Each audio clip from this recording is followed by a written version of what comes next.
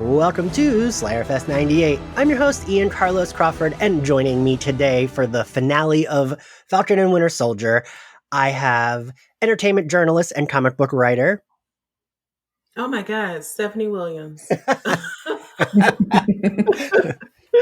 And in this corner, I have author of Surrender Your Sons, Adam Sass. And in this corner, we have PhD student and blogger, Ashley Smalls. Hi, everyone. I'm glad we're all here. Yeah, just family tonight. Yeah. Yes. Ashley, I'm so glad you wanted to come back on again because I loved having you on, and I figured you would be good for the finale to come back on. Who would have known? I searched Twitter and found you. I mean, yeah, like for some reason, Twitter continues to I don't even use the hashtag. It's just like, oh yeah, what is she saying today about Bucky and Falcon? Yeah, put her up in there. Put her up in there in the thing. So. But so, we already kind of did this before recording, but so initial thoughts on the finale, Ashley. So just overall, I did like it. I was a bit underwhelmed with some of the elements of it. It really did touch on some really serious topics. And it's like, you can't make the decision to touch on things like racism and, even economic development. You can't choose to go in and talk on those things and then not really deliver. It's like, either you're going to stay away from it or you're going to really hone in. And I don't know if it was a matter of they needed more time to do so, or if they really just laid back on it. Could be a combination of both. But that's where I was a little underwhelmed. And I'm sure we'll get into this even more later on in the show. But like Sam's speech was probably the one scene where I would say they really finally decided to give those topics a bit of dialogue. And it's like, you can't just give us that one scene. And I know we've heard that there's going to be some more coming in and all of that. But for what we have so far, that's sort of where the underwhelming part for me was. But I did overall like it. But I won't shy away from the fact that they definitely could have done some things better. Okay. Adam? It felt like Sam's speech in general, like I really, again, it was saying stuff that like, okay, finally we're talking about it. Yeah, but like it was because it had not been touched upon really that directly before. It felt a little like, today I learned, especially since he's like talking kind of almost directly to camera. So, and especially because I kind of like, Ian, you and I discussed like what did kind of pull me out of that moment a little was kind of knowing that if this conversation was going to happen in real life, like if he was going to talk like directly to, well, Senator, I'm going to tell you this, and like it would not go down that smoothly, right, on camera. So it was a little, but again, it's like I was glad they were touching on it, but I did feel like, oh, I wish there had been like 4 additional episodes versus like it did, it was kind of following a similar WandaVision arc where it was like, this is really about one of the main MCU heroes having to kind of put away the baggage of phases 1 through 3 to embrace their new identity in phase 4, which I think they did really well. But yeah, I feel like we lost a lot of Bucky moments and in general, like things in general were just like, all right, we only kind of like touched on this a bit. And again, a lot of my notes are like quibbles or like inconsistencies with characters. And I think we'll get to that bit by bit. Okay. But overall, like, looking back, I was like, I feel like this was a stronger back 3 episodes than the first 3. Yeah. Stephanie? So kind of similar to Adam. I didn't hate the finale. I was just very underwhelmed. It felt disjointed a little bit like WandaVision, but I'm pretty sure that's because of COVID and editing. Yeah. And like the speech, unfortunately, all I heard was, I think the young man's name is Keydron Bryant. Yeah. He's singing directly to the police to, please, I'm just trying to stay alive. It was giving me that energy, and that is all I heard in the background while Sam was speaking. And I hate that for me because, like, I don't know, like the speech could have felt more impactful, but because they kind of, I don't know, like they talked about stuff, but didn't talk about stuff. And then this was more of the same. So I'm like, did Dodge Ram write this? So this was very Pepsi speech. I think that's how I've been referring to it. But I think if anything, I took more issue with, well, not even issue, but I thought it was more impactful and the show has been more impactful when it says stuff about race without actually saying stuff about race. So just in actions. So with John Walker and Io and that whole exchange, Yeah. and then also what happens at the end between like Isaiah's, I guess reparations in the museum, and then Sharon Carter, and what happens with her at the end is just like, well, damn. So that actually is how we show disparities. So it was that, and then I was very pissed about Carly. Mm. Yeah. So it was just a bunch of that, and it's just kind of like a lot of storytelling type of things that kind of irritated me. But wait, like, how did we get here? Why is this character doing this? I don't even know how John Walker's redemption arc came like out of nowhere. There wasn't even an arc. Yeah. The mid-credit sting on episode 5, the last time we saw him, he was like angrily, like he was Mickey Rourke and Iron Man 2, like making something. Like he looked like he was gonna mess everyone up. I was like, oh, everybody's in trouble. I was like, whoa. And then he just shows up looking the same and then being like, all right, I'm gonna use this app to entrap like that.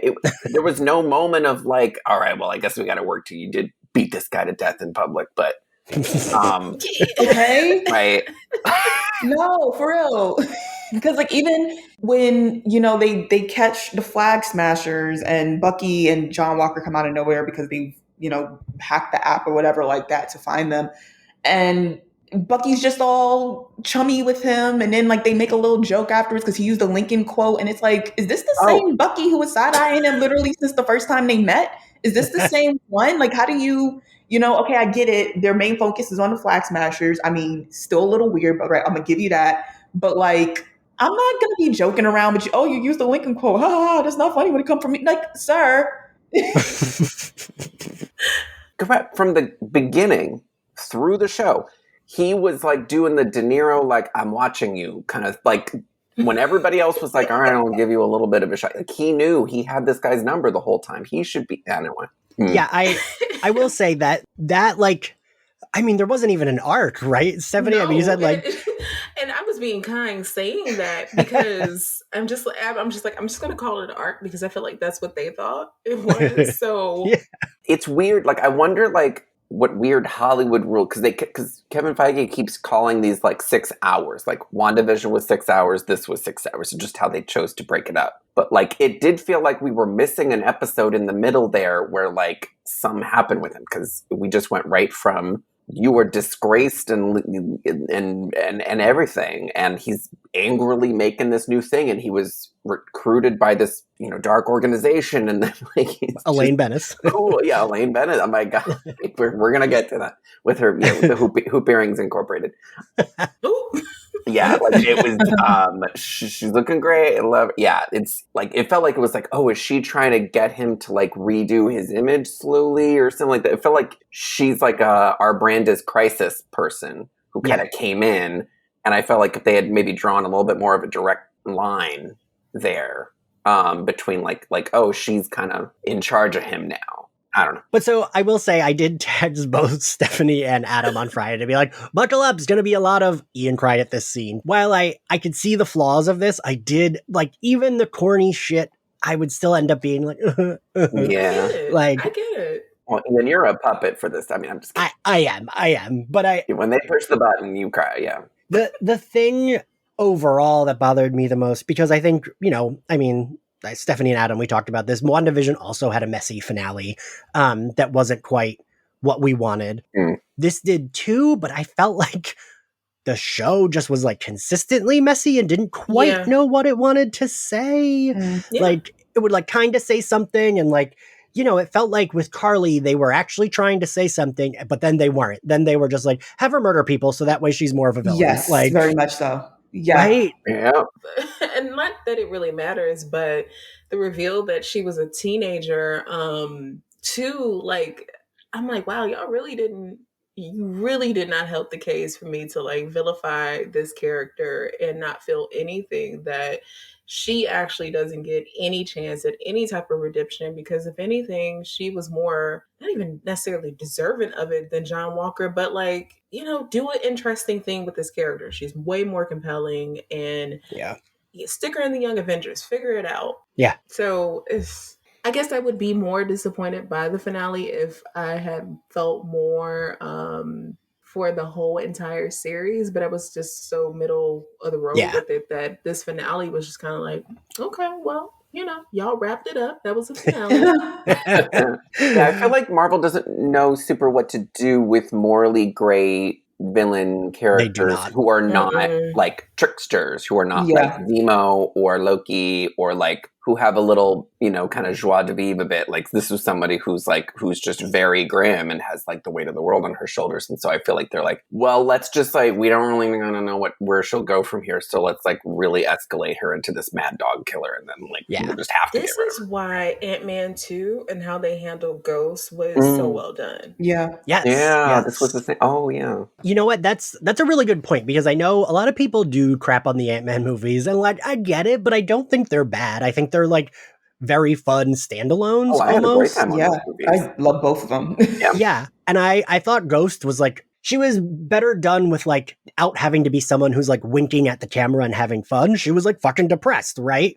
And so she was like miserable, understandably so, because of what was going on. And they like gave her an arc. Oh, like she didn't kill her at the end. It didn't like, it was just like she was trying to get better. And I kind of like that. Like, did it make for the most fun villain? No, but I still like, I like the idea of that. And yeah, Adam, you're right. It's like, unless they're Loki or Agatha, where it's like, they're winking and laughing, they really don't know what to do with a villain. I actually have a lot of faith in what they'll probably do with Agatha next. Yeah. Like, because it's very clear that, that won't be the last time we saw her, and things like that. And I have a lot of, it's a departure from how I'm familiar with her from the comics. And I feel like I don't know what the MCU particularly is going to do, so I wouldn't be revealing anything here. But like, if they do decide to bring her in with the people we've seen her with in the comics, I think they're going to do a really good job with her from what we've seen, because she's like that borderline. I don't think she's necessarily like Loki, but kind of in that same realm of, she might have these ulterior motives. I mean, honestly, we even see it a bit with what they did with Zemo in this season. Yeah. It's like, we know he's a villain, but, he's helping out. He's doing this thing. He's telling, the kids in another language, don't trust them over there. But then we see him dancing in the club. And it's like, of course, he ended up being one of the popular characters this season. And sadly enough, one of the more developed than, I would argue, even their main characters. Yeah. And so it really just shows how much, their writers clearly have a lot. I don't know if it's more fun or if it's more experience with those characters. Yeah. And then when it's like, we have this, I'm putting air quotes around, bad guy like Carly, who's like, they're not bad for the sake of being bad. They're bad, and that term bad is nuanced, because I don't know if I would really say that Carly is bad. Like, her motives in the beginning was very much understandable, and then out of nowhere they had her blow up a building. It was very clear. It was like, oh, she's making some really, really good points. Have her do this really weird thing that comes out of nowhere, so that everyone knows to not be on her side. Because otherwise, I would have been very much like, when she was going up against John Walker, I was like, y'all are not going to let John Walker take this girl out. Mm-mm. She just, if you go and do something to her, like, it can't be at his hands. I be damned. Right. But, it just truly, it really shows how much they struggle with writing those characters. And I'm a little weary of it, because there's future characters that should be coming in that's a little in the same ballpark. And I don't know, especially in this story that's attached to, Falcon. So it's just like, I'm very much disappointed in how they wrote her, and definitely, of course, disappointed how they ended her story. Because I don't think because even her ending seemed out of character. The whole yelling at Sam to fight back, the whole, even if I die, it just didn't make sense to me. And it was very clear that somewhere along the way, they were like, she's making too many points, start making her do crazy stuff. And it was just truly disappointing. I don't really know if more episodes would have helped with that. I think it probably would have made it worse, since they very clearly weren't trying to clean up that mess they made with that character. So, well, I mean, they even had her start to like call Sam's sister and make little and threaten kids. Right, like it was like really sinister stuff. And I'm just kind of wondering, like, I don't know. There seems to be kind of like a female like anti-hero villain thing.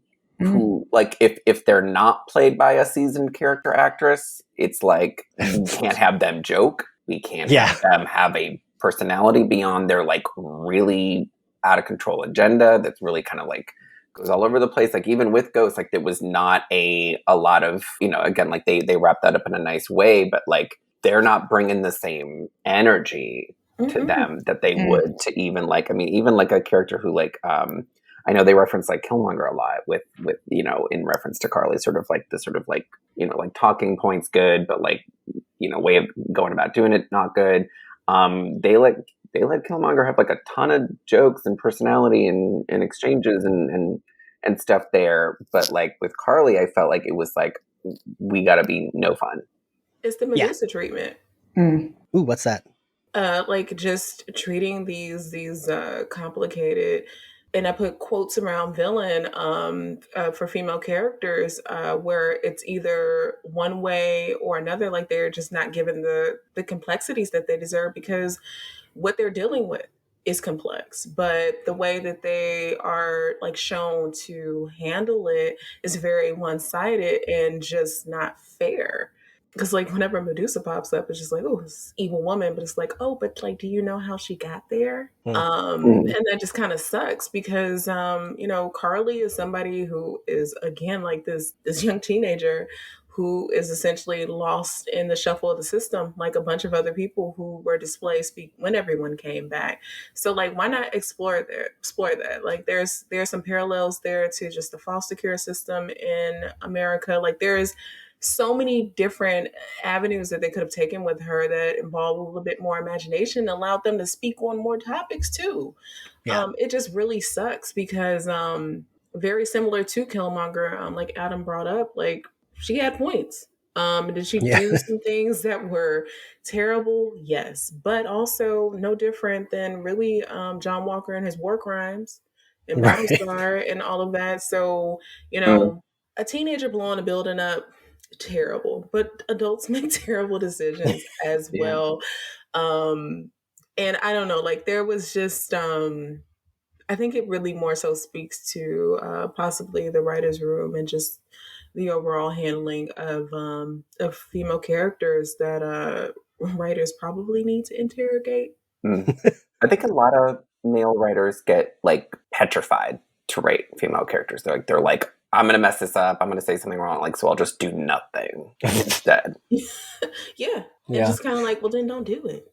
Right. Yeah. It felt like there was like a lack of like it felt like it was like, well, this is the safest choices to make with this character. So like we're just kind of do that and nothing more. But okay, I want us to get into the episode. The way Bucky walks in all confident through the commotion and they're like, Sergeant Barnes, I was like, oof. Sergeant Barnes. It's really got me.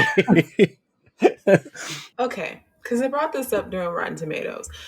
How did we get here? Because I know the last episode ends with everyone getting up, and I thought there was going to be like a zombie apocalypse situation because everyone just got up all at once after looking at their phones.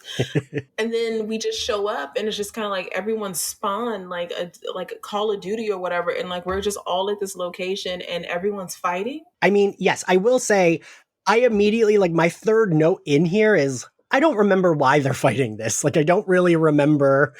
Like, I know they're trying to, like, not have a vote, but, like, it felt like, especially towards the end, even though the end had the best episodes, we, like, very much, there was too many plots that went nowhere, and I kind of felt like, I don't really, I did enjoy this, but I kind of was like, I don't really know how we got here, or what we're fighting at this point, but like, sure. It's weird. I know all this stuff was shot before this year, but like, I could not stop cringing every time they were like, we gotta get in there and stop that vote. Like, it was very like January 6th. Like, it was, I was a little like, ooh, we gotta stop the vote. Okay. Stop the count. So that's the thing. And and this is something I've seen on Twitter a bit is, especially, you know, an MCU-wide, but especially kind of coming up in this show, is that like, they'll give kind of something Marvel does in their movies is, like, their villains are sort of like right-wing extremists in action and then left-wing in their talking points. And so it's like a weird sort of halvesy thing they do, but it ends up sort of like all of these people being like, yeah, let's get in there and get those senators, stop the vote. And then they're talking all of this like no border stuff and this sort of thing. So it's like it's very queasy, and this does kind of come up when Sam is talking to them later, when they're literally, these senators are having these like anti-refugee speeches to him, and it's a strange sort of thing where it's like, I feel like Ashley said at the beginning, like, if we're going to explore this, let's explore this. Otherwise, like, just getting this close to it without exploring it feels weird. Yeah.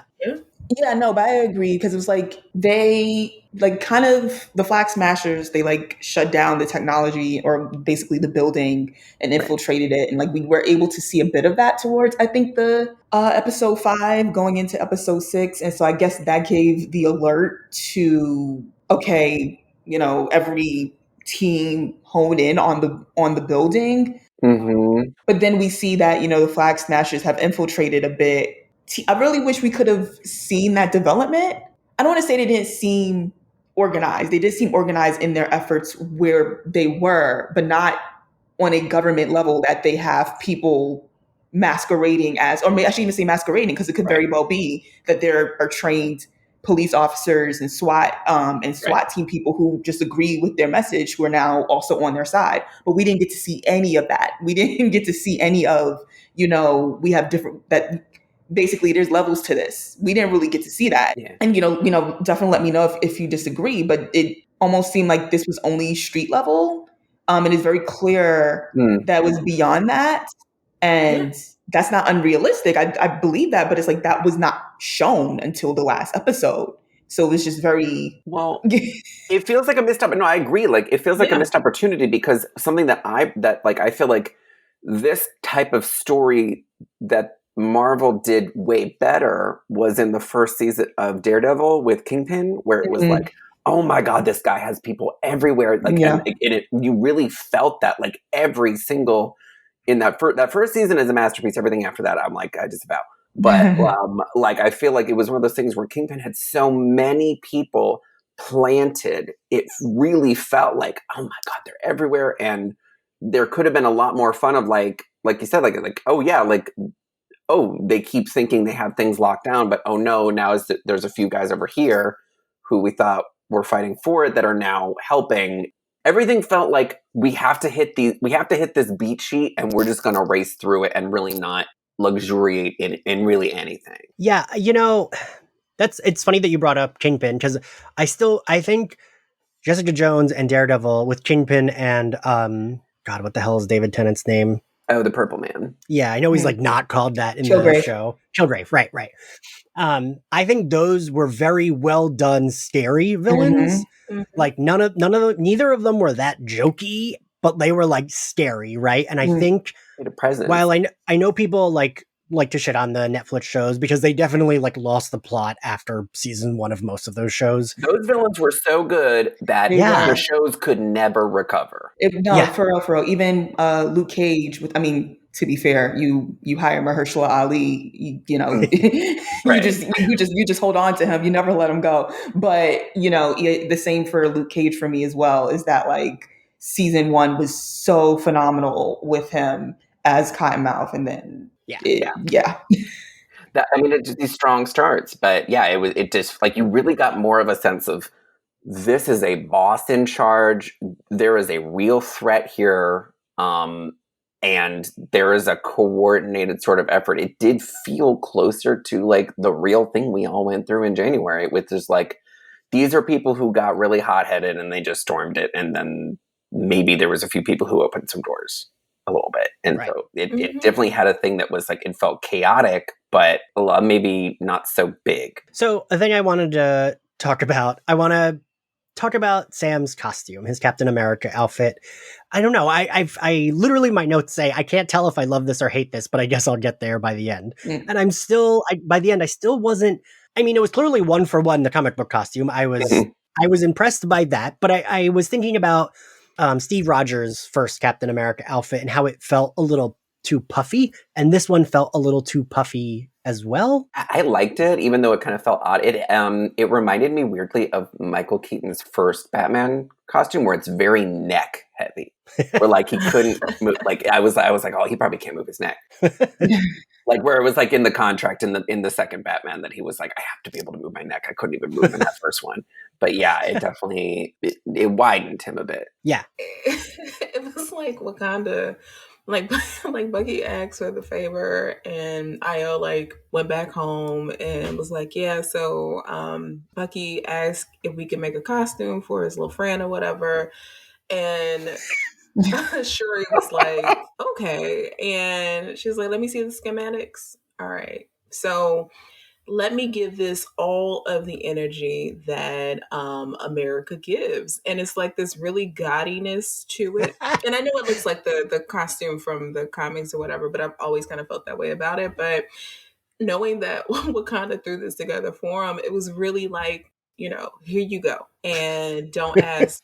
Yeah. It was like they gave him a spray painted Air Force One, a white Air Force One, and they spray painted the American flag on the side. It's like, it's giving me real 4th of July Dipset anthem. That's why I like photoshopped the Dipset logo on top of the star, because I'm like, this actually would have made the costume. I don't know if you guys remember. Oh my God, I could be dating myself a bit here. Oh my gosh. I mean, but like, because I grew up in New York, and so like we're all older than you, Ashley. So don't worry. Well, still okay. All right. Okay. No. Don't be. But like growing up, those Air Force One. There were Air Force Ones that used to have wings on them. It was.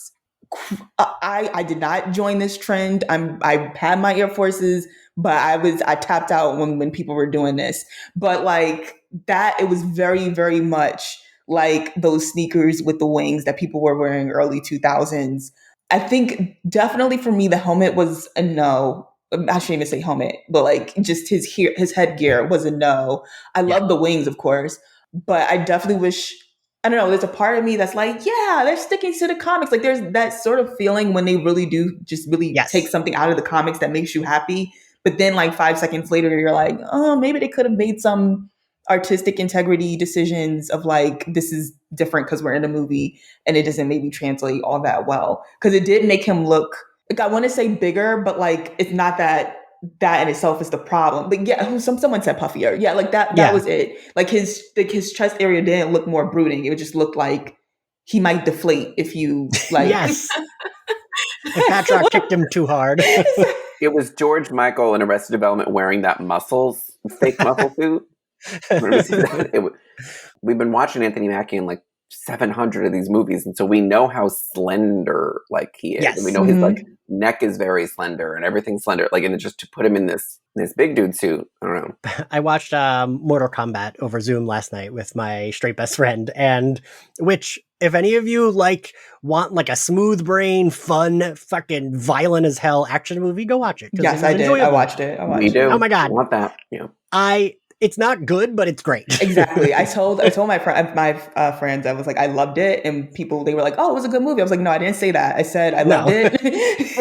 It's not that it's a good film, but it's enjoyable in the sense of you don't go in there thinking you're getting, Academy Award winning film here.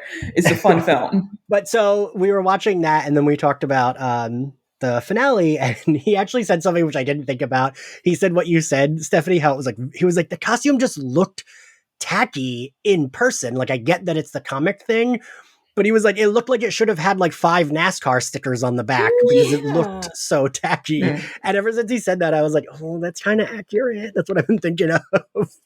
And I just felt like it was done on purpose. Like, I felt like Wakanda was just kind of like, here. They're like, this is what Americans like. Yeah, I kind of, you know what? When you think about it, I mean, Captain America wants what? From who? It was definitely, Shuri definitely was here. Damn, just. I really hope in Black Panther 2 that we see that sort of cutscene. I really wanted, like, stick it in the show.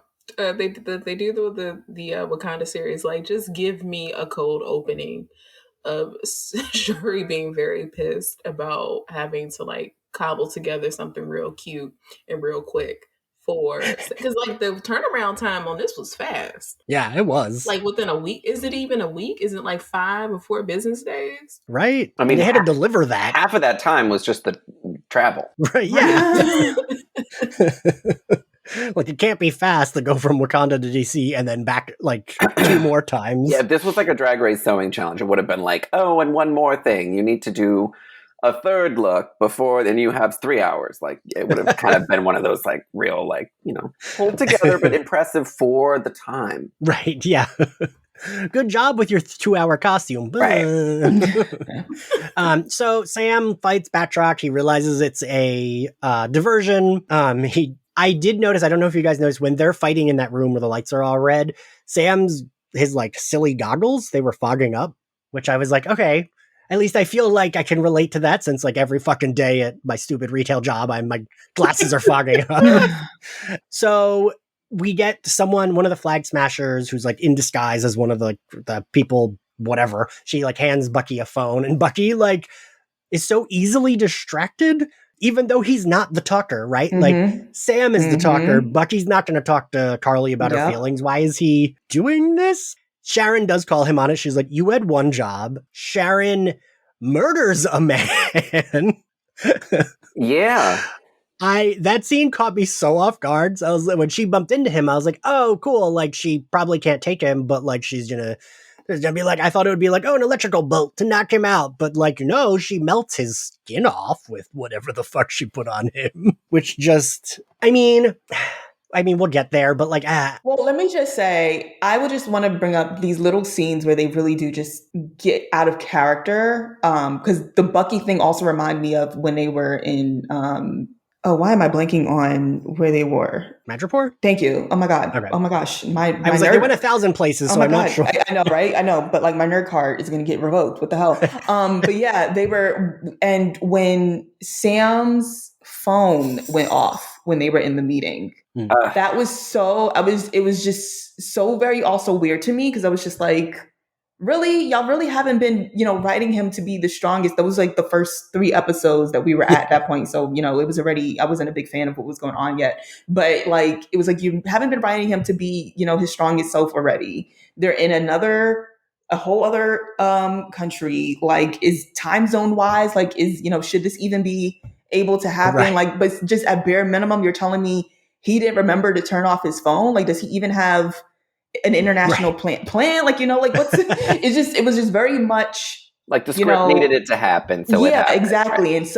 And in that same regard, we then fast forward to this, she's able to call Bucky thing. And I'm like, you don't give Bucky a phone. Bucky doesn't talk to anyone, even when they're right in front of his face. Like, you gotta, so it's just like, really, it just seemed very out of character of not, okay, all of a sudden she wants to talk to me on the phone, and there's this whole event going down where people are dying left and right.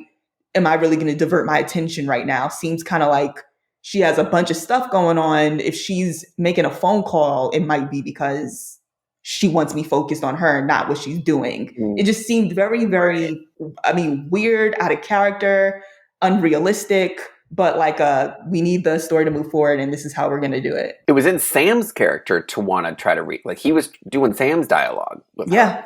Yeah. Like, trying to reach her, and that, like, Bucky didn't give a shit about that. Yeah, Bucky doesn't care about that. Well, that's the thing. I feel like, every once in a while, like, again, the characterization of Sam and Bucky in this has been a little inconsistent, and it reminded me kind of how the first 2 Thor movies were before they finally settled on a good rhythm with Thor in Ragnarok that now carries through, and now everyone's like, oh, great, Thor's great.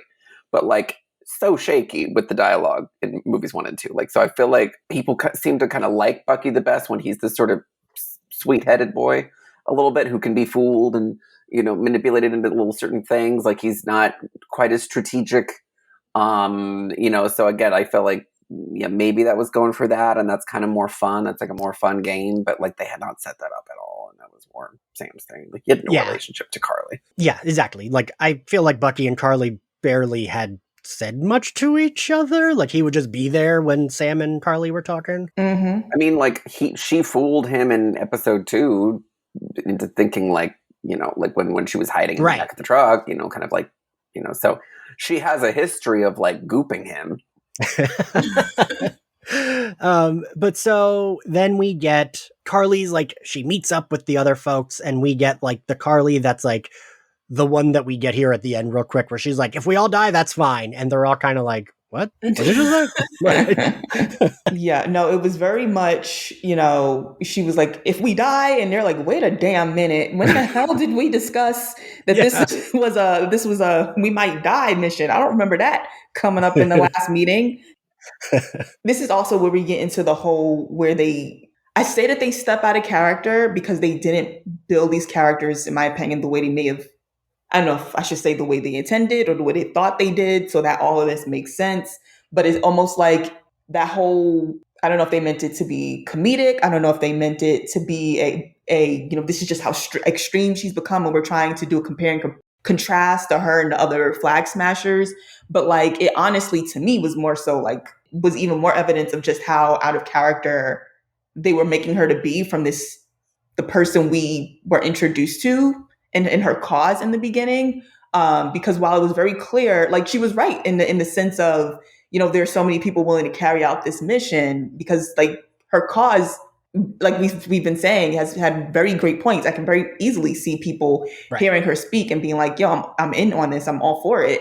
But, the whole radical turn that they made her take just suddenly, because we can't, have her making too many good points. And then all of a sudden she looks like the good guy. It just was very clear. Like, to me, I was very much understanding of those people giving her the side eye, because it's like, wait, why we can't just hop on one of these jets we done stole and, do this another day? If that's the case, like, let's hide out for a bit. Like, do we really need to go to dying immediately? Exactly. Like, I don't know. We got a van we done take. We got a van we stole, a helicopter. Like, we got, they done brought out a few Avengers for this. It's okay. Let's pack it up. Let's regroup. Yeah. Well, it also felt like going against the stakes that have been raising from the beginning, which was, this is about their super soldiers. These are the only super soldiers left. There was a whole big importance placed on this serum and getting more of that serum and making more of them to expand the cause. And then everything got stepped on. And then, and if they die, there's no more super soldiers. So again, like, yeah, there's a cause of people who believe in it. But again, like, why do we spend all that time with the super soldier stuff then? Yeah. I mean, yeah. Very, very much so that. And then, like, towards the end, like, when they actually, get rid of the remaining super, because I had to rewind that several times. I'm like, wait, which van blew up? And it was none of the super soldiers in it. So I'm like, damn, so for what? Like, y'all could have really just made them regular people or whatever and just called it a day. Because for what? So that we can introduce the power broker? Okay, that's cute. So that we can introduce John Walker. Okay, that's cute. Like, John Walker doesn't even take the super soldier serum in the comics. Like, he's augmented through some other process. It's just because they handled it that way, it was just kind of like, so then why? Like, why are we here? Like, what are we doing here? I felt that way about a lot of the plot lines. After watching, I felt that way about a lot of the plot lines. Like, for what was kind of how I felt about most of it, because it's like, all right, so then, like, we had these super soldiers. It felt like they didn't really do much. Then Grandpa blew them up. Like, okay. And, like, in Winter Soldier, we got that, like, that thing at the end where it was like, oh, look at all these super soldiers. And I remember thinking, oh, cool. Is that going to lead into, like, they'll be, like, other villains or heroes? But then we just killed them. And that's kind of what I thought here, too. I was like, oh, cool. I think I mentioned, I can't remember which one of you was hosting, but one of the episodes where we talked about, I said that, like, I would be cool with Carly if she survived and became, like, an anti-hero type of character. Like, okay, her identity might not match the character, the, like, whatever villain anti-hero character, but, like, I would have been cool if they, like, made Carly the alias of whatever established hero / villain moving forward. But then they didn't even do that. They just, like, killed her. And it's like, meh. Yeah. I mean, I think I would have even, if they had kind of even did like a Zemo thing where she's at the RAF and, whatever they do moving forward, they end up having a reason to go to the RAF and get her because of whatever, I mean, what if the next villain is someone who is inspired by her and she's in a RAF, but they're not? Right. And maybe she's the only person who can have a heart-to-heart, who can have a talk, or, who can, I mean, I don't even just see one person. Like, I thought the whole synopsis around all these people who've now been inspired by her, who we may not even see in this episode, carrying on her work. I felt like that in itself is a really good and interesting storyline, because it's like, we know they're moving forward with the fact that post blip, all these people are back. We have a bunch of people who are about to be displaced and their lives are going to be turned upside down from what it's been. I see that being an arc. So I see her being needed, and they just didn't seem to want to have to continue with the story anymore. So they just killed her off. And that was extremely disappointing, not just because I do enjoy the character, but I kind of feel like it was a cowardly way to wrap up such an interesting storyline with so much nuance that clearly needs to be dived in more in the future. It was like we don't want to have to go back to these really diverse, this really interesting topics that might take more out of us. Let's just close it up, have Sam give a speech, and then we're going to move on with the U.S. agent thing, because we all want to see that.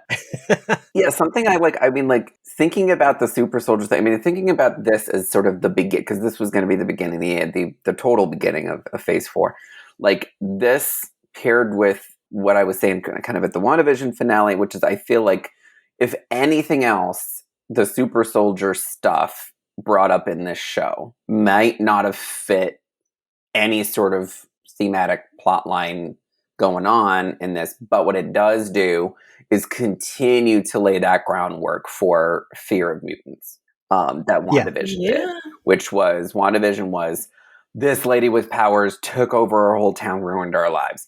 These super soldiers like ran amok, and even this Captain America, who was Captain America for 2 seconds, ran amok. And with the super, like, so again, any super abilities whatsoever, like, need to be regulated by the government. Everybody in town's going to be suspicious, and so it seems like every single time they're kind of going to this well, it's furthering the public animosity. So I want to talk about, they so often did this on the show.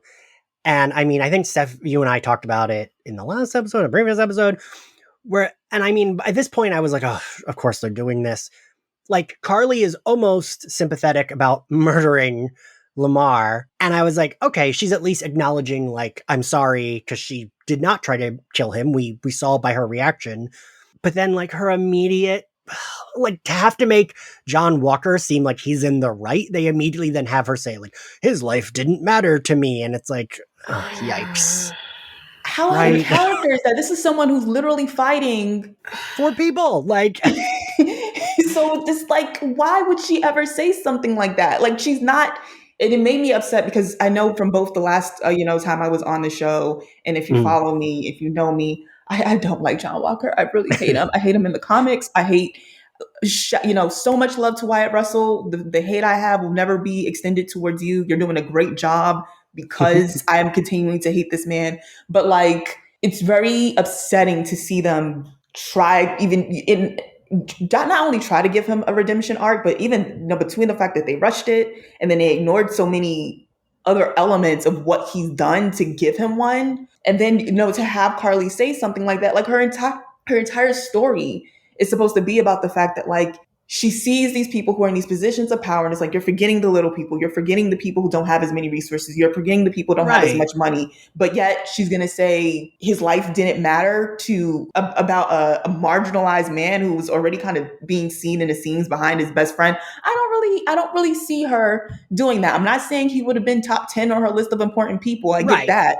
But like, that's very out of character for her to say something like, he was, he was kind of getting away, but it wasn't my intent. Like, no, it's very clear that they struggled.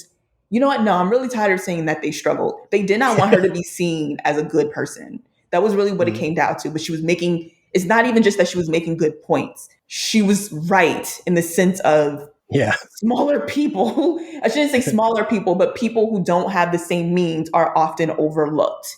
And when you give them someone who is willing to fight for them, and that is both true in this story and in real and in history, it's one of the worst fears for people in power to see people like that organizing and getting together and saying, we're not going to shut up, we're not going to do this. And it was very clear that every time she was making, she was becoming more and more of a voice for people like that. It was like, okay, let her say something really wild. Let her do something really wild, because this isn't it.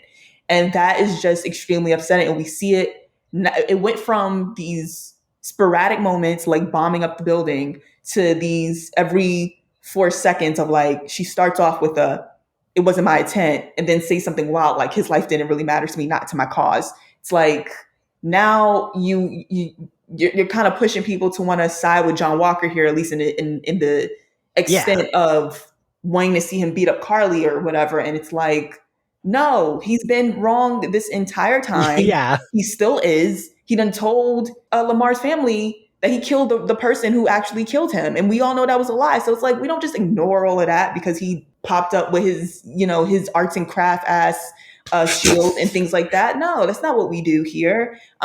This is really where the writing goes from just kind of like disappointing to upsetting me. Because it's like, this wasn't a matter of you didn't have the skills. It's very clear here. This was a bit of an intent. We can't have her look too good. And it's like, I think as a writer, you should ask yourself, when you're developing someone to be so nuanced, and it's like, damn, why is she coming across as such a good character? What does that say about the actual plot? That is literally your own story speaking to you and saying, maybe these things are meshing as well as you think they are. Maybe you should go back. It's very much that. And it just goes back to, I think a point that I mentioned, like for a lot of stuff in this show, like the characters that they have saying certain things, like Zemo referring to Carly as a supremacist and the serum as a supremacist serum and all of this other shit. Like it doesn't make sense, because if you're building this show on wanting people to connect to it by seeing real life things happen in it and drawing those parallels, like Sam going to the bank and everything else, then like, why the hell do you have characters that in real life, it wouldn't make sense for them to say anything like that. It just does not click. So to have Carly, this biracial woman, say this about a Black man, like that is wild as hell. Like that just doesn't make any sense. And I get what they were going for, but it just doesn't click, because that's not how, like, what we hear in real life. And you can't have it two ways. Like you can't have it where you're trying to set up this world that is still bound by the same limitations of the real world that we live in, but then have characters say shit that just doesn't add up and is not even at all close to being reflective of how that would go. Because when she said that, I was like, wait, what? Like, why would she say that? And then also, why would John Walker react in the way that he did? So I don't know. Like, I want to know what this outline looked like for these 6 episodes, and I want to know. Stephanie wants to see the notes. I want to see these notes, because I need to understand like the reasons. And is it because it's on Disney and you believe that if you have, certain messages given by certain characters, that it's going to go like under the radar or soften the blow, so Disney is more compelled to like allow you to tell this story? Sure, but it's just I don't know, it feels very disingenuous. And then you have people, and actually one of the Marvel's on the way stars, drawing very just conclusions that don't make no damn sense, saying like, you can have differences, but once you get radical, that's a problem. And there's conversations to have on both sides. And I was so mad about that tweet. I know, but like, he wasn't the only person who probably came to that conclusion after watching this show. So like, as a writer, wow, like how irresponsible that this whole entire thing was. Yes, and like also that it ends with her dying, but she's like killed by a woman who is white and secretly a villain, is like and gets her freedom at the end. Yeah. Like you still have Isaiah like having to live like low key and still be dead, and he gets a thing at the museum at the very end of the exhibit. No reparations, no nothing. Probably didn't even get brunch. Okay. I didn't even get brunch. And it's just, and that's what I mean. Like when that happened, and then also Sharon Carter getting her freedom, like, okay, whether that was done intentionally, I feel like I would be giving them too much credit, but in an unintentional way, like that actually to me spoke more than Sam's speech, because his speech was a lot of "we speak," and I'm like, okay, you're doing a lot. You're speaking a lot of French right now, and it's not working. Okay, but I will say I want to keep us moving through the episode. The scene, the first time I like got choked up was like I love the helicopter scene. I kind of liked what he was doing there. I liked that we got to see that his like these wings seem stronger than the previous wings, right? Yes. Yeah, and so like, you know, he can repel the like helicopter blades and stuff. I liked that. I thought that was a good action scene, and I liked that it was a woman that was able to like a woman of color was able to be the one that was like, okay, I know you're gonna do this, we're good. I mean, he put a lot of faith in a woman. And it's someone he like did not know who was a senator or whatever. I would have been a little weary about that, but I liked that. I liked the way that action scene went off, and I liked that he comes in time. You know, John Walker and Bucky kind of failed to stop the super soldiers. They're knocked into like this construction site when he does pull up the truck, and some dudes, there's like an older man who's like, that's Black Falcon, and some other guy's like, no, that's Captain America. It was so cheesy, but I welled up with tears because I'm fag. Like, I was just like, man, I have so many emotions. Like, I know this is corny, but it got me. It did. I just thought it was funny because it reminded me of like how my grandfather would probably actually does refer to Sam as Black Falcon, because it felt very real in that way. Plus, I loved the like Sam Raimi Spider-Man 2 of it all, where there's like so many citizens just like saying shit. It's just like chatting. I'm like, why are you all out so late at night? Right, they're all seriously high fiving, and there was a lot of people focus, which I it was that's when I'm like, okay, we're doing the comic book stuff. Like, I think the more they lean into that kind of like corniness, the more I felt like, okay, the show is moving. Okay, because I do know that it's corny and comic booky, but I like when they do shit like that where it's like, oh, the crowd's like happy to see their hero. Like, that shit always fucking gets me. I don't even like those Spider-Man movies, but yeah, those scenes make me emotional. Well, any like titular line moment, like Dark Knight. He's the Dark Knight. Man, well, if you're looking for that, I'll go back to Mortal Kombat because they do a lot of that in Mortal Kombat. This is the Mortal Kombat. Like, they say that so many times. Shut up, they don't. Oh my god, they do, and then they do finish him. It's like yes. But so where are we in the episode? Steph, Adam, someone.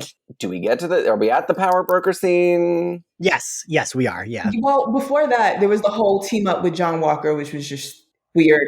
I just want to make my feelings known about it. Is that, like, I understand they may have been a bit of a we can't really not trust him sort of thing because they were focused on Flag Smashers, but at the same time, it was just like, can't exactly be putting all your faith into him either, since he's completely showed his ass the past 2 episodes. Right. They once again have Carly going out. I mean, at this point, they want her to be they're doing their best to depict her as a terrorist, and even though that's out of character, that is now who they've decided she is. So she's now trying to push the car full of senators off of a cliff. And then we have John Walker, his arts and crafts shield is on the side and all broken up. And he runs to instead, keep the van from falling. And this is sort of the beginning of his redemption, even though we just watched him slice a man open with the shield 2 episodes before. An innocent man. Yes, an innocent man who had nothing to do with his, friend's murder. He killed him. He did just kill him. It wasn't like he just, there's no easy way of like dealing with death or murder, but it's like death. This man kept slicing into his chest over and over while there were cameras on him. And then I don't even want to spend too much time on the fact that like he did that and he's just walking free. But and I know like we also talked about this, I think in the last time I was on here, about like there may be these side effects to the certain strain of the serum that he received and things like that.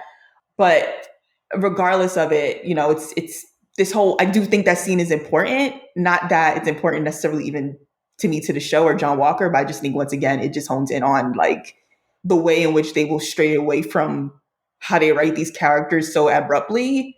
It's like you have made it very clear this is not someone we should trust. Or I would even say, just like in general. And now you have him, you have him looking like he's the good guy in this situation with Carly after killing her friend who did nothing wrong. And then, you have him saving this van full of senators that Carly tried to push off of a cliff, which is just, it was honestly out of character even for him, just because he's so vain. I do honestly see him being somebody who would go out of his way more so to apprehend the Flag Smashers and prove a point to them versus trying to save lives. Like his eye on the prize is revenge. That's the Exactly. prize. He Right. doesn't care about But I mean, like, anything else. even to this serum affects the brain chemical sort of thing, I could see him killing this guy in the frenzy, but he was in his right mind when Yep. he said, yeah, I killed the correct man. Right, yeah. Mm-hmm. So that's like, no, that's John Walker. That's not whatever the serum is, whatever you want to argue for that for.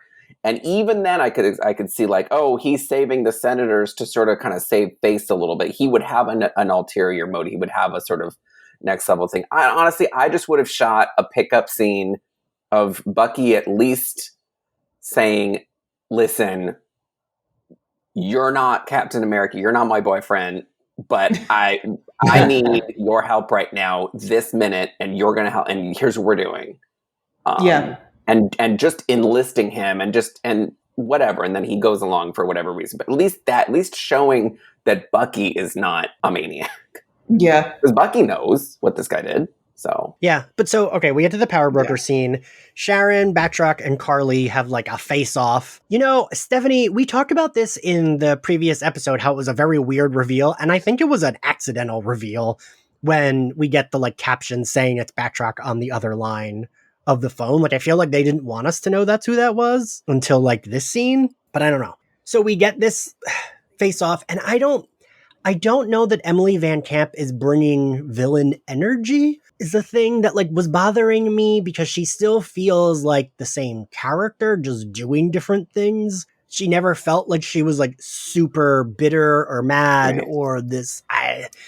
Even in this scene, I expected there to be like a silly villain turn, but there didn't feel like there was. And we discussed this on the phone. Yeah. You know, this is not, Gone Girl. She's not operating with this like icy cold sort of thing. Like, she's kind of still has that sweetheart energy. So like, it felt more like Selena Kyle than it did, because the way they discussed the power broker a few episodes ago is they're terrified to like speak her name. Yeah. They're like, you're going to have to answer the power broker. And like, they're all like whisper and terrified. And I'm like, have we seen her do anything? Like, I don't know I don't feel like it was bringing that like Mr. Big energy of like, she's going to do something really, really messed up to you, not just get you. Yeah, and we saw the texts that she had been sending Carly that were like, I'm going to fucking kill you. Like, this didn't have that energy.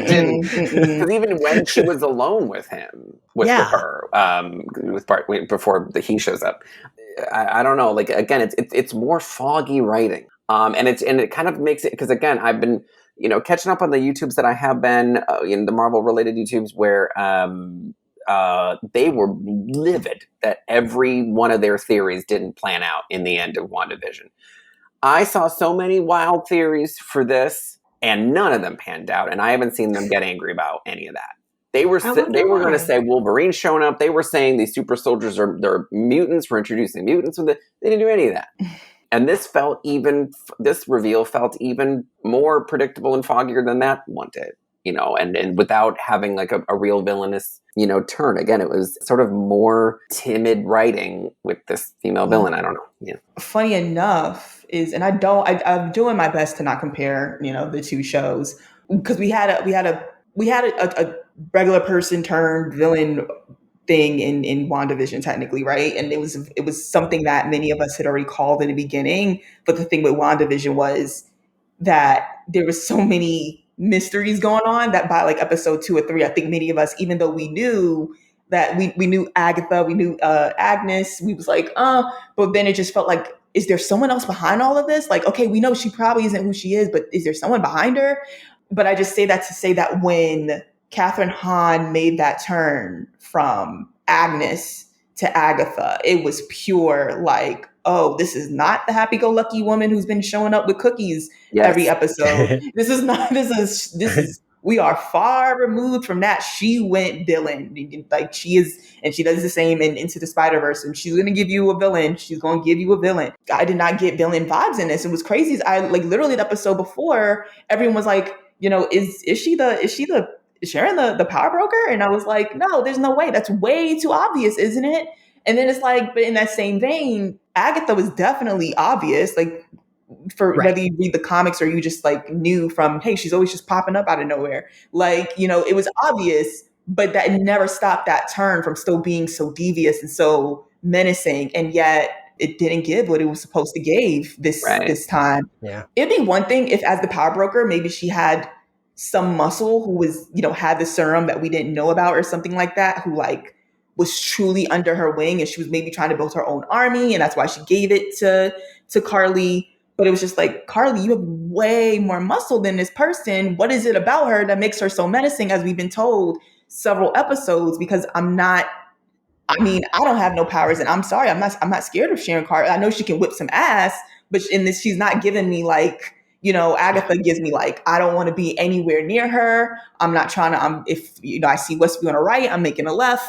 But then it's like with her, Sharon does not give me villain vibes here. I don't know if that's something they're still keeping wraps or what's going on. Well, because it's not even like going ahead to that sort of like, stinger at the end with her. Like, even then I was like, she's not even like that good of a scary business person too, because she's like on the phone walking through the government building being like, all right, great, I have access to this and this and this and this and that. And I was like, maybe I should be shouting that into a phone, like on the steps of the Capitol. Yeah. It was like no code language. It was just like, all right, so the super soldiers I ordered are gone. We now need to do government secrets. Then we also need to, like, she was planning it. I was like, oh, that phone's not secure. I can't even say the word Lucky Charms into my phone without an ad popping up. But you know what? I think that's what makes it all the more nefarious, because it's this, like, Marvel is, throwing their hat into the good for her genre, because they did that at the end of WandaVision with Wanda just walking away, throwing her little hood up and just going on to the countryside. And then, like, for Sharon, the way that she just kind of walks away after getting apologized to, back pay her old job back, and all of that, and then gets to like like she isn't even like across the street. She barely gets out the door and was like, "Hey y'all, I'm in." And right again, I think this is, of course, unintentionally, but this is where the show excels, by showing like, the characters that get to be unassuming or whatever, having this type of power that other characters just could never have. Yeah. I would have been nice if they would have made Sharon Carter like just more like really showed her being like this evil entity, but also the same way they kind of still do that by just letting her exist as a white woman. So you said it. Yeah. I think like a scene without us knowing who she was yet, but seeing the power because so far really the power we saw was like, with like one press of a button, she can have all the magic work coming after you.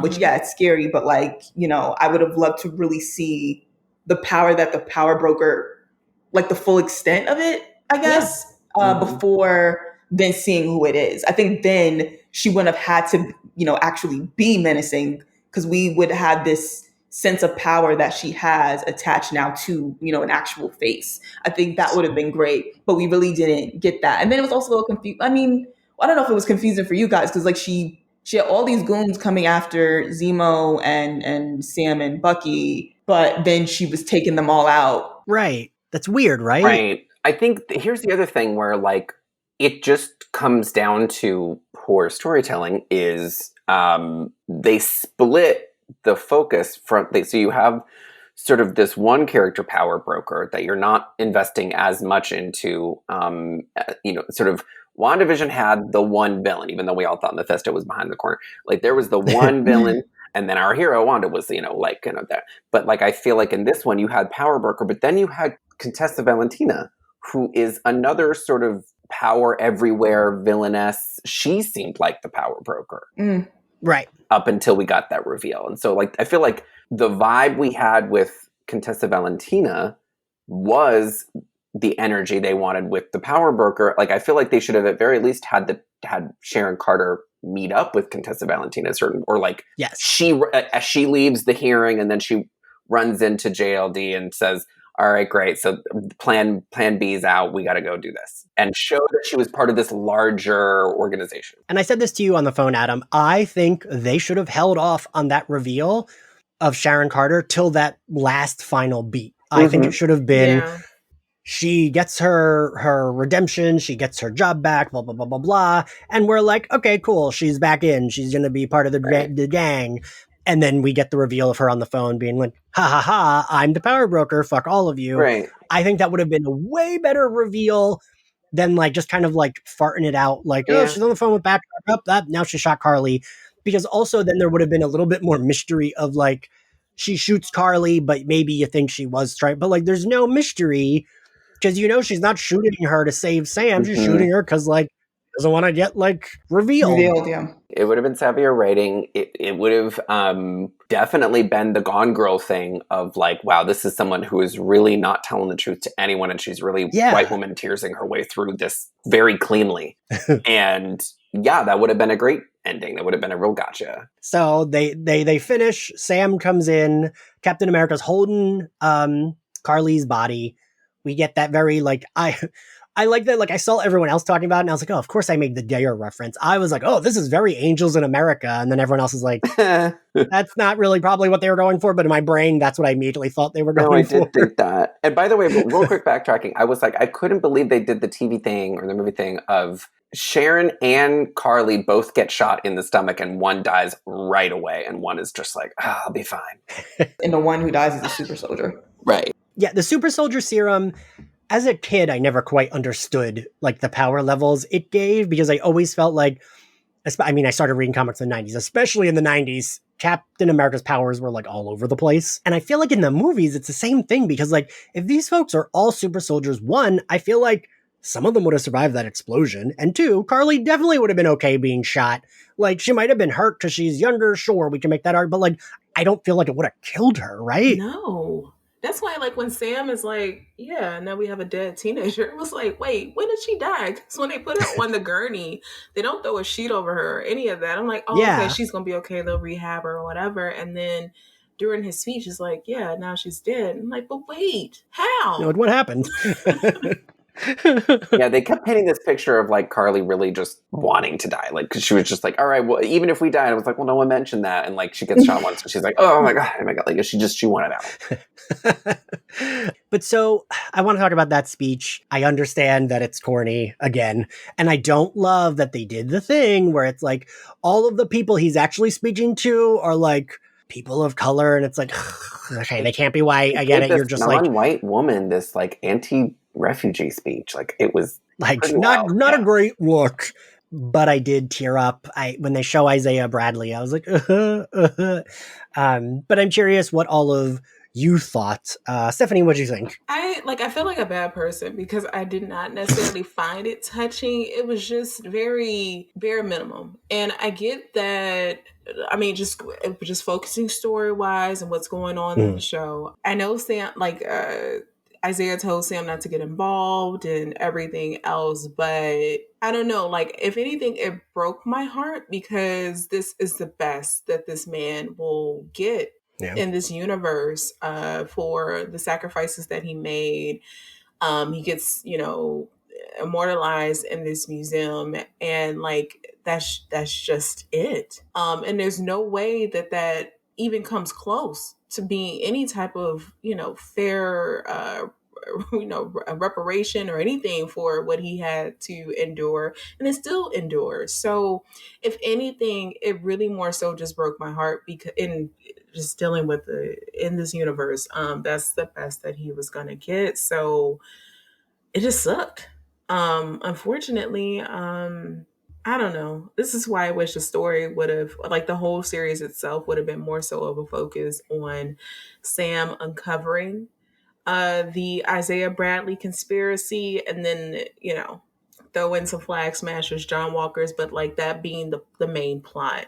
Because then maybe by the time we get to this museum reveal, I would feel still heartbroken, but I would care a little more. I don't know. Like, it's just, I hate it here. Ashley, what do you think? So first off, let me start with this and just make my feelings very clear. I don't think they developed Sam's character well in the beginning of the show, in the sense of they did a really good job for Bucky. And they could have done things better even there, but I think they did a much better job for Bucky, especially as we were going into his background in Wakanda and all of that. It was really cool. And then Sam kind of felt like he got left in the margins of his own story. And I say that to say that this is a speech that should have happened a lot earlier in the show. It should have been a beginning that could have then been developed more as the show went on. I hope I'm making sense there. Like, it's not something No, I agree. that should have been thrown in the last 10 minutes of the final episode to make it look like, oh, we're wrapping up the story so well. It's like, no.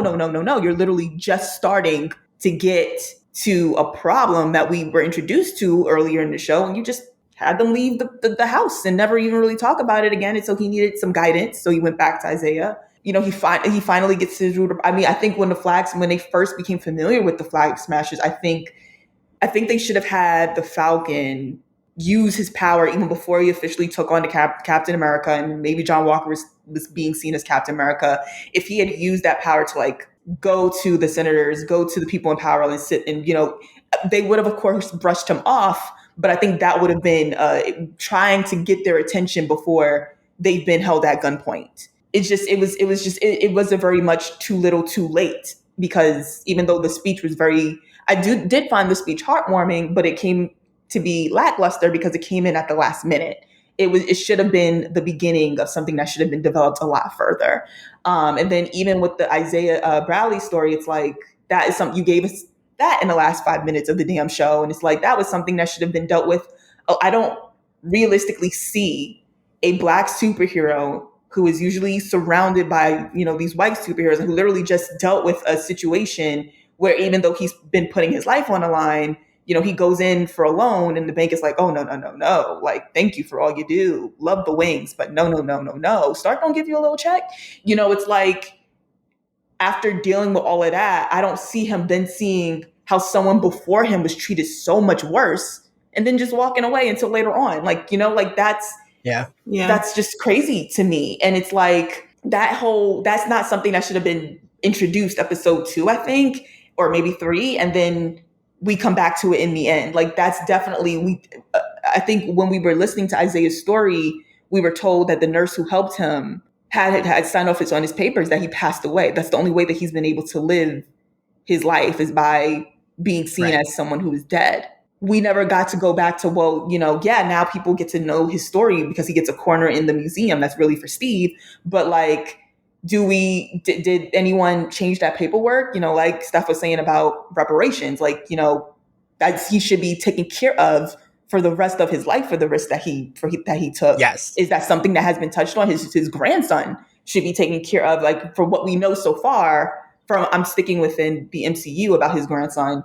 His grandfather is all he has, you know? So it's like, will he be taken care of if something happens to his grandfather after all his grandfather is done? The least you can do is give him the comfort of, we can never go back in time, but we can at least make sure that your next of kin never has to worry about a damn thing after everything you've done for us. Like, you know, there was just nothing. Literally all we got was these words that were given at the last minute. And then, you know, he got he should have been given his own museum. We got, you know, he finally got a statue, and it's like, it's nice, but it's too little too late.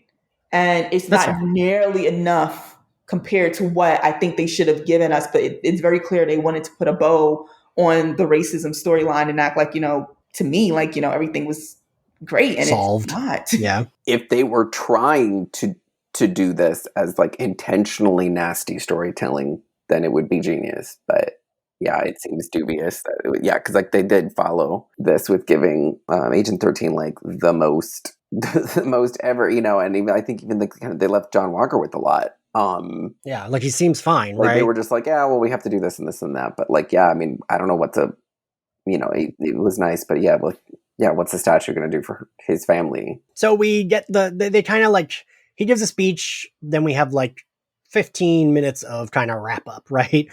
We get the Grandpa Butler blowing up the super soldiers, which I really was like, wait, who the fuck is that? When they cut to him.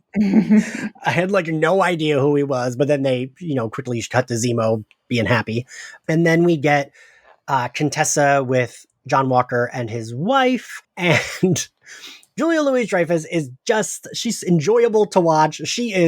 I wish we could have gotten her as like the main villain in this show, because given like Karen Walker vibes, and Yeah. but she is like, she's like playfully menacing John Walker's poor wife, who just has to sit there and like get all of this like catty little, did I do that? Like kind of like she's this wife feels like she's gonna have like a nervous breakdown because she's like, I can't nervously laugh my way through one more ominous second through this. But I will say, again, I said this to you, Adam, but I feel like Julia Louis-Dreyfus, she was like, you have me for 4 hours. That is it. I'm not doing any more. And that's it. So they gave her the same fucking outfit. I feel like they filmed both those scenes in like 2 hours, because why the fuck were they meeting at the courthouse where he had his like Captain America taken away, and that's where he's getting changed? I was like, what are they doing here? They could at least have changed the camera setup to like a different direction. Yeah, that was. I mean, I love her, and again, she's bringing like a life force to the show that was not as present in the rest of the show. And I don't know. In general, I tend to like the MCU more when they are leaning a little more into the comic book, sort of like, we're all having a good time here, and then we're going to talk about some stuff. And I do like when she brought that energy. What I've been hearing is that she's going to be very, very heavily featured going forward. Mm-hmm. I will love it. I will eat that shit up if she is. If she's in the court, she's going to be in the courthouse in like 7 movies. It's like, what? Yeah. They filmed her next 9 scenes right there and then. They just had the other actors line up. They're like, all right, now you're going to do Thor: Love and Thunder. Okay, all right. Okay, now we're doing, Now you slap Chris Hemsworth in the face. Great, now. Quantumania, you're dealing with, all right. Yeah. They just like put a green screen behind her. She's still sitting down. But good for her. I can appreciate anyone who is famous enough that they can be like, I'll do this, but like under my terms to Marvel, right? Right. Because I'm sure not a lot of people get to do that. So we get that scene. I teared up when Bucky goes back to the old man and like tells him what happened. I was like very emotional because while I didn't love those first few episodes, I thought I liked that scene. I liked Bucky and this old man just as like buds going out to like, he's bringing him a dinner. He's grabbing a few drinks with him. The old man's trying to set him up with the waitress. And like, I liked that dynamic. It reminded me a little bit of like in Jessica Jones, how she's like actually stalking Luke Cage because she killed his wife. Right. And it reminded me a little bit of that, and how like Luke Cage is like, well, fuck you. We're not talking anymore because you didn't tell me. And, Bucky leaves that man's apartment, and I'm sure that man does not want to see him again. But like, that was the right thing for him to do. And I don't know. I liked that. And I liked Bucky doing that. He leaves the book for his therapist. That I liked, because Bucky was very uneven in this show, but I liked that a lot for him. I don't know if you guys felt the same way. Absolutely. I mean, like I said before, I think they've done a better job of developing Bucky than, I'll just say it. Like, I think they did a better job of developing Bucky than they did Sam from start to finish, though they did pick it up with Sam towards the end. I mean, like, even when we see, like, because that's a full circle moment of in the beginning of the show, we see that he's, he thinks that he can maybe fulfill, these feelings by going to lunch with him and, trying to be friends with him. But in the end, we see like it really comes down to being honest. And that might mean that this man never wants to see you again. Right. It's, as you said, it's the right thing to do. And that full circle moment, that comes down to drawing out a character a lot better than, I think the only full circle moment we got with Sam was that he did, keep him and Sarah kept the boat. And like, that was great. But like, in terms of like the character, the actual individual character dynamic, like that really speaking to Bucky's healing as someone who was brainwashed, is what he did as the Winter Soldier, making peace with it, fully understanding that it's not his fault, that he may want to do these things to still make up for it. And then it's like, I think there was too many times throughout the show when they tried to use Sam as comic relief for his own show, like the cell phone moment. Mm-hmm. Where it just like it took away from really developing him throughout the show, not just in these one-off episodes where he finally, he gives a speech. Like, I felt like we really saw him develop when he had the conversation with Carly. When he went in and he sat down, like that's Sam, and that's someone really we've seen exactly, even from when we saw him in the Captain America movies. When we first introduced to him, he's a therapist, he's a counselor, he's sitting, that's who he is as a person. It's not that, he can defend himself, but he is the person who thinks, let me understand this person. Is this someone who can be talked to? I think they can be. I think that no one's listening to them. I think that if I do this, it's a way better resolve than, punching through the building. And I like that for a character. I like that. Exactly. And but like after that moment, they really fell short of it. And then also because, they went we're going to try and paint her as a terrorist route with Carly, we really never got to see that really like ever again. Like a little bit maybe in the final fight where we see he's not fighting her back because he wants to show her that like, I see what you're trying to do here. I don't agree with your methods, but I'm not going to fight you because of it. But I think it could have been developed so much more. And I do think like those dynamics there, like it truly just shows how they develop Bucky versus Sam to me. Totally agree. Because I actually was just emotionally invested in Bucky after episode 2 during the police precinct or whatever, and having like a little bit of therapy. And Bucky said to Sam, like when he really gets to the heart of the matter of why he was really upset with Sam giving the shield away is because, Cap gave it to him, Steve's right. So if Steve was wrong about that, then he was wrong about me. And to have him finally kind of tie that up a little bit in episode 6, I actually cared. I was like, good. I was like, yeah, good for Bucky. It seems like he took Sam's advice in episode 5, and I see, why that advice was important because I got that development in episode 1 and 2. So it worked. It's just crazy as hell that Bucky got that and Sam was kind of like left twisting in the wind. Because again, that's also kind of what makes his speech fall a little flat. Because I'm just not invested in Sam in that way, in the way that I should be. Fair. So I liked that they ended on a nice party at the pier. Like I thought that's kind of like, I mean, it's cheesy. It is corny again. The corny works for me with this stuff. I thought it was very sweet and nice just to see them all. It's like a moment of joy. And I really appreciated that, getting to see these characters just have fun and have like a nice celebration. We see Sam's family again. I love Bucky walking in like the cool guy with sunglasses, the fucking ShopRite cake. And him trying to impress Sarah with the kids on his arm. I would have been the nephew who's like clinging to that arm for dear life with his head on it, being like, I love this man. That would have been me. Yeah, what did we think of this end? Because I really enjoyed it. I wish it would have been longer, actually. I thought it was cute, and I mean, I did enjoy it. I mean, I have a heart, so it did pull at those strings. It was cute to see Bucky, being the main attraction or whatever, and the kids on his arm. He's trying to impress Sarah, bringing the store-bought cake. So it was fine.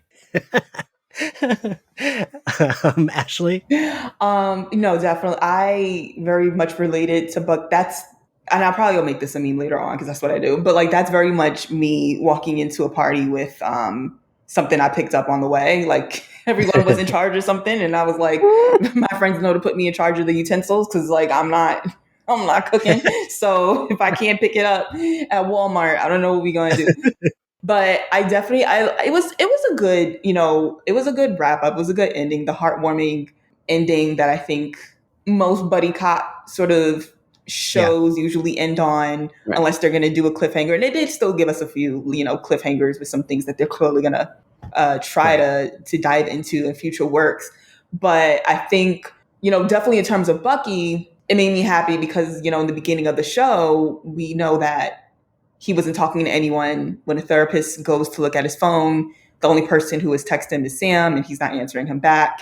And so it's like, this is, of course, unfortunately going back to the fact that Bucky's story was a bit more developed in that we've gone from ignoring Sam's text and wanting to be alone and, hating the world a bit to him coming in with his cake, and maybe he has a crush on Sarah, and, he usually wears his jacket to hide his arm, and now we see him with his arm fully out and the kids are using it like it's a swing set. I think, that it just really shows the growth of like, he knows he's not alone. I don't want to go as far as like, he may see them as family, but at the very least, he now feels like he has someone that he can reach Yeah. out to, because for a very long time that was only Steve, and it, he did lose the man who he revealed, that when he was the Winter Soldier, he did something to his son, but he has now developed this friendship with someone who has always been there. And I think that is going to be extended to future, characters coming in because of development that's happened in the show. I'm a little disappointed with how they developed Sam's character. I mean, I think I know I basically tied into this already, but it's like, even though I did love the scene, it didn't give me the same fulfillment for Sam, oddly, even though it was literally his party, because it's just like, it's just like a damn, like, so much more should happen for you. There's different kind of character arcs. I mean, I'm in agreement. Yeah, but it definitely seems like Sam's arc, as it exists here, is not so much an arc as it's like, because he's still trying to do the same thing. He's still trying to be like, okay, I'm saving my family and I'm doing my hero job. I mean, it was kind of how he started the show, but he was like maybe a little more unsure of himself, or like people weren't super believing that he could juggle it. And that seems to be the only thing that's changed for Sam, is that like kind of people are like, yeah, okay, you got this.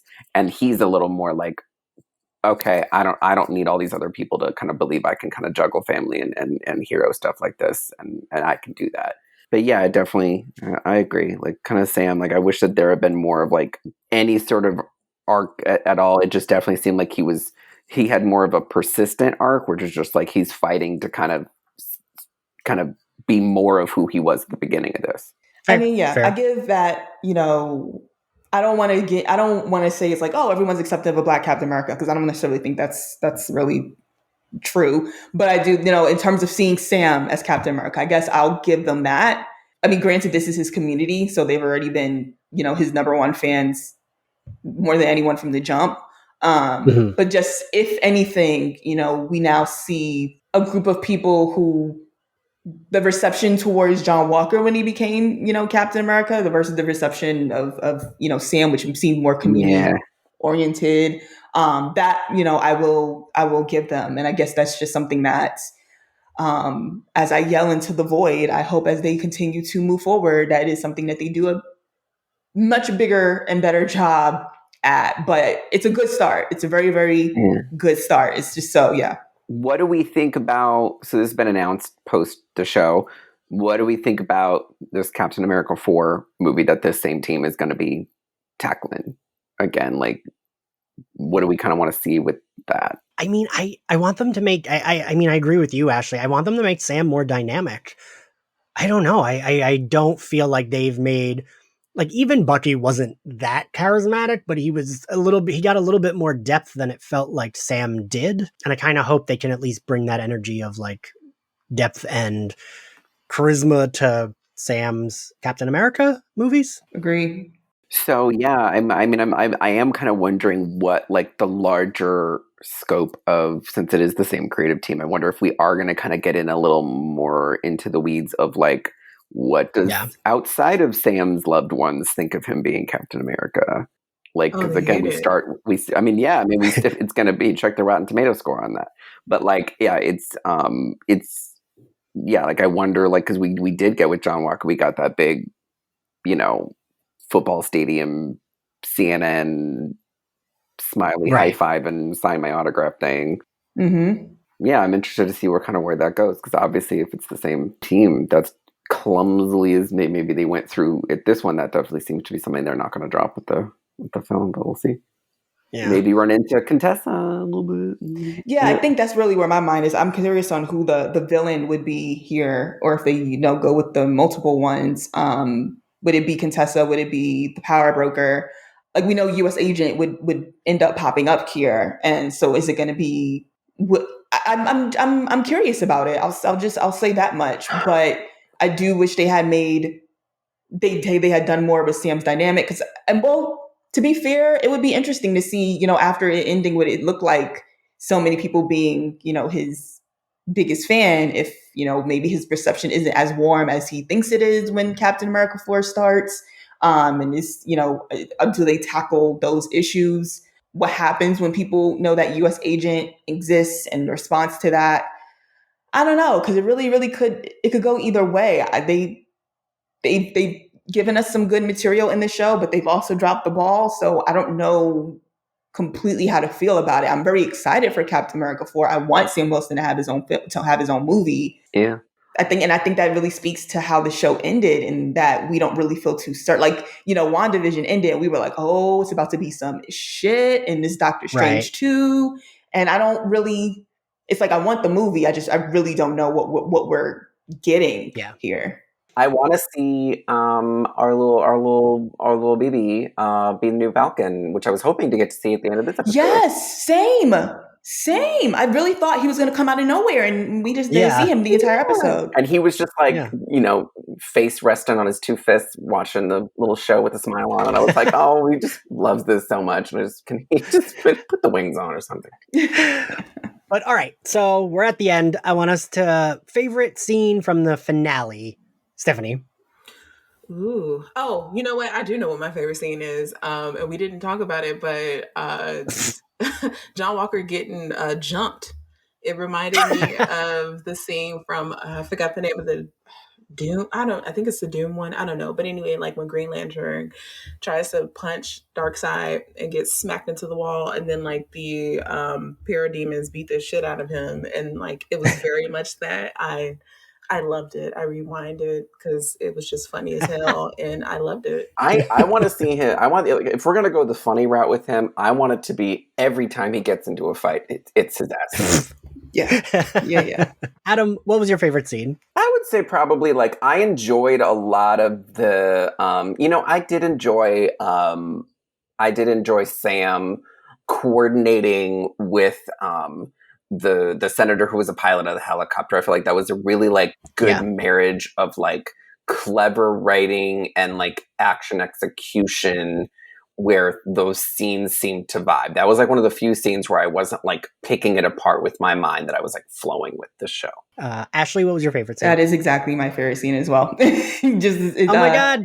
Yeah, that is same. I think, it really speaks to him meshing who he was as Falcon into be like, not just I'm Captain America now. What did Steve used to do? But like how he is still himself and using this new technology that he has, but still, he has his red wing. He has this way of thinking, and he has this, this different way of thinking. He has this also his own techniques and his own ways of doing things is what I loved, and that he's still Captain America, and we're not getting a reiteration of Steve in which John Walker so desperately basically tried to be.